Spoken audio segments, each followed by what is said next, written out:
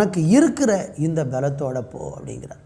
அநேக நேரங்களில் நம்முடைய வாழ்க்கையிலையும் நமக்கு நிறைய பலன் இருந்து, நிறைய பணம் இருந்து, நிறைய ஞானம் இருந்து, அறிவு இருந்து, ஆற்றல் இருந்தால் மாத்திரம்தான் நம்ம எல்லா காரியத்தையும் செய்ய முடியும் என்று நம்ம எண்ணிக்கொண்டு இருக்கலாம். ஆனால் அது உண்மை கிடையாது.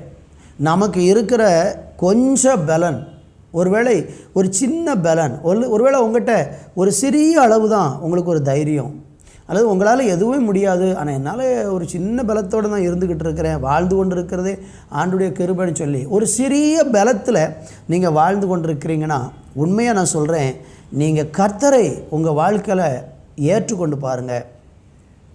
நீங்கள் தேவனை உறுதியாய் பற்றிக்கொள்ள தீர்மானம் எடுத்து பாருங்கள்.